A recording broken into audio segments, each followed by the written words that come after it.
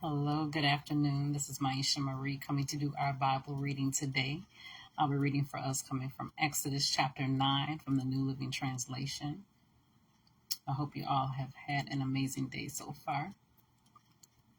Let's go ahead and get started. Go back to Pharaoh, the Lord commanded Moses. Tell him, this is what the Lord, the God of the Hebrews, says. Let my people go so they can worship me.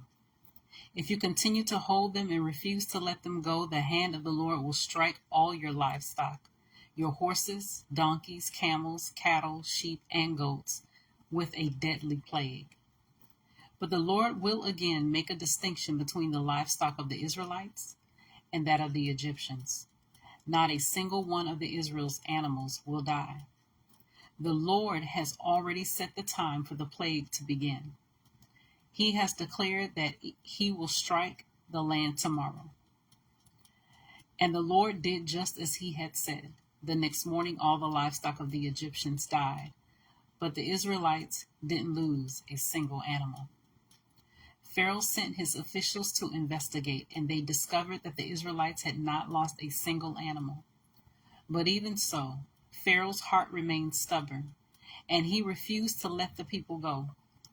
Then the Lord said to Moses and Aaron, take handfuls of soot from a brick kiln and have Moses toss it into the air while Pharaoh washes. The ashes will spread like fine dust over the whole land of Egypt, causing festering boils to break out on people and animals throughout the land. So they took soot from the brick kiln and went and stood before Pharaoh. As Pharaoh watched, Moses threw the soot into the air, and boils broke out on people and animals alike. Even the magicians were unable to stand before Moses because the boils had broken out on them and all the Egyptians.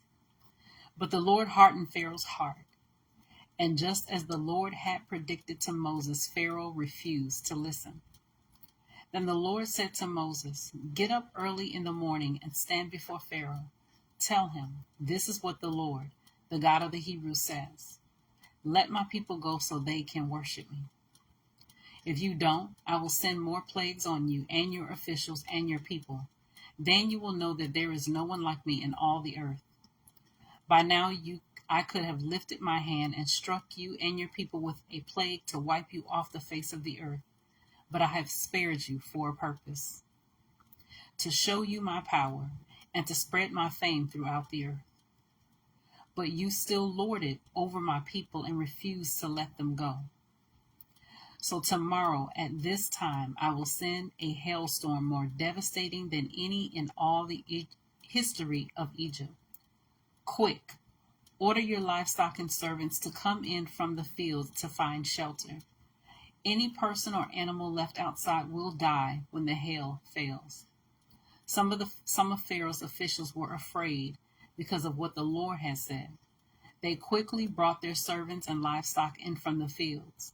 But those who paid no attention to the word of the Lord left theirs out in the open. Then the Lord said to Moses, lift your hand toward the sky so hail may fall on the people, the livestock, and all the plants throughout the land of Egypt. So Moses lifted his staff toward the sky, and the Lord sent thunder and hail and lightning flashed toward the earth. The Lord sent a tremendous hailstorm against all the land of Egypt. Never in all the history of Egypt had there been a storm like that, with such devastating hail and continuous lightning. It left all of Egypt in ruins. The hail struck down everything in the open, people, animals, and plants alike. Even the trees were destroyed. The only place without hail was the region of Goshen, where the people of Israel lived. Then Pharaoh quickly summoned Moses and Aaron. This time I have sinned, he confessed. The Lord is the righteous one, and my people and I are wrong. Please beg the Lord to end this terrifying thunder and hail. We've had enough. I will let you go. You don't need to stay any longer. All right, Moses replied. As soon as I leave the city, I will lift my hands and pray to the Lord. Then the thunder and hail will stop, and you will know that the earth belongs to the Lord. But I know that you and your officials still do not fear the Lord. All the flax and barley were ruined by the hail, because the barley had formed heads and the flax was budding. But the wheat and the emmer wheat were spared, because they had not yet sprouted from the ground. So Moses left Pharaoh's court and went out of the city. When he lifted his hands to the Lord, the thunder and hail stopped and the downpour ceased. But when Pharaoh saw that the rain, hail, and thunder had stopped, he and his officials sinned again. And Pharaoh again became stubborn. Because his heart was hard, Pharaoh refused to let the people leave, just as the Lord had predicted through Moses. That was Exodus chapter 9, the New Living Translation. I pray that the word is a blessing to you. I pray that it